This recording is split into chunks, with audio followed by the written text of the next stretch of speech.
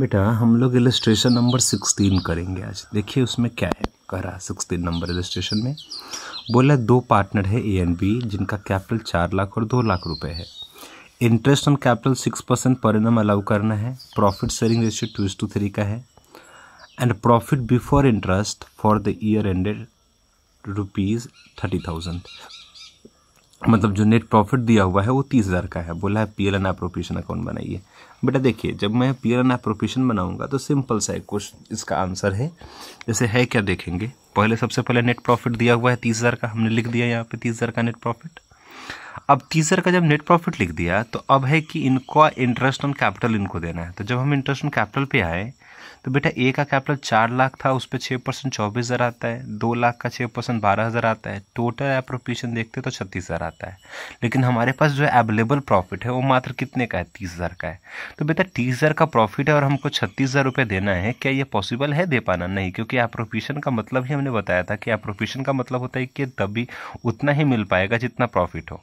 तो बेटा 30,000 से ज़्यादा हम एप्रोप्रिएशन नहीं दे पाएंगे। तो अब हमको क्या करना चाहिए, तो जो इंटरेस्ट इनका आया है एक्चुअल उसके रेशियो में ये 30,000 रुपये पार्टनर्स को एज ए इंटरेस्ट अलाउ हो जाएगा। मतलब मात्र 30,000 ही मिल पाएगा।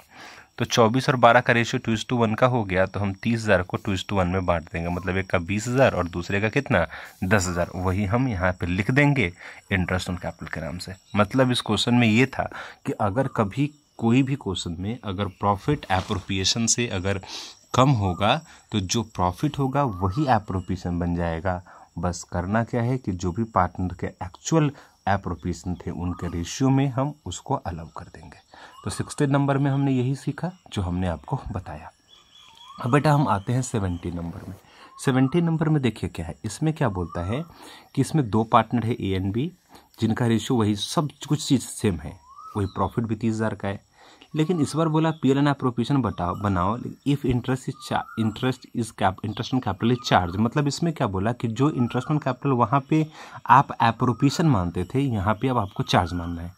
तो sir interest on capital charge भी होता है? बेटा हमने बोला था कि जब भी इंटरेस्ट ऑन कैपिटल के बारे में जब तक स्पेसिफिकली नहीं बोल दे चार्ज मानने के लिए हमेशा एप्रोप्रिएशन मानते हैं। तो पिछले क्वेश्चन में कुछ नहीं बोला था तो हमने एप्रोप्रिएशन मान के ट्रीटमेंट कर दिया। लेकिन इस बार स्पेसिफिकली उन्होंने बोल दिया कि आपको क्या मानना है, चार्ज।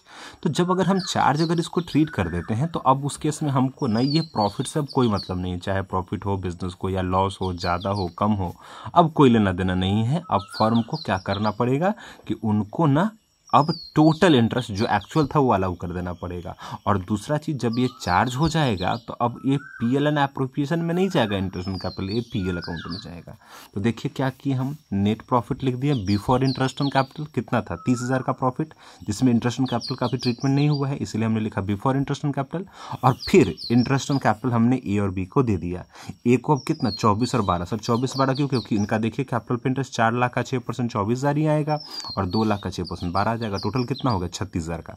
तो बेटा 36,000 का इनको चार्ज मिल रहा है और प्रॉफिट कितना था, 30,000 का। तो अब एक्चुअल उनको प्रॉफिट कितना का हो गया, तो सर एक्चुअल में अब लॉस हो गया। कितने का हो गया, 6,000 का। तो देखो बेटा यही अगर एप्रोप्रिएशन होता तो मात्र 30,000 ही हो पाता, लेकिन ये चार्ज है तो अब चार्ज पूरा अलाउ हो जाता है।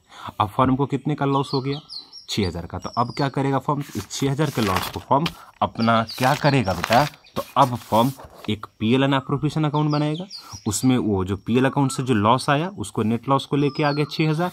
और अब इस 6,000 को हम पार्टनर्स में by loss transfer to A's capital और बीज कैपिटल में हम डिवाइड कर देंगे। किस रेशियो में, तो जो मेरा प्रॉफिट शेयरिंग रेशियो था। तो अब इस 6,000 के लॉस को हम प्रॉफिट शेयरिंग रेशियो में 3:2 में 2:3 में हमने डिवाइड कर दिया। तो एक का 24,000 आया, 2400 आया और एक का 3600 आया। क्लियर है?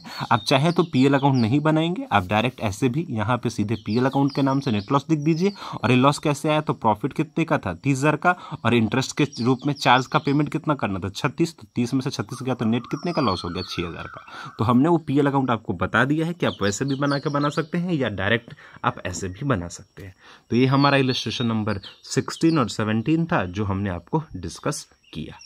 कोई दिक्कत नहीं है। नहीं, जब चार्ज मान लिया गया तो टोटल हमको देखो अब सेम क्वेश्चन था, लेकिन बेटा वहाँ पे देखो क्या था, वहाँ पे हम एप्रोप्रिएशन मान रहे थे तो जितना प्रॉफिट था बस उतना ही मिला, बात खत्म, कोई लॉस एराइज नहीं हुआ। लेकिन जब हम चार्ज मान लेते हैं तो हमको टोटल अलाउ करना होता है। तो जिसके कारण हमको 6,000 का लॉस हो गया और जिसके कारण इस 6,000 के लॉस को पार्टनर्स में हमको डिवाइड करना पड़ गया पीएल एंड एप्रोप्रिएशन अकाउंट में। समझ आ गया? तो ये मेरा पहला था आपका 16 और 17।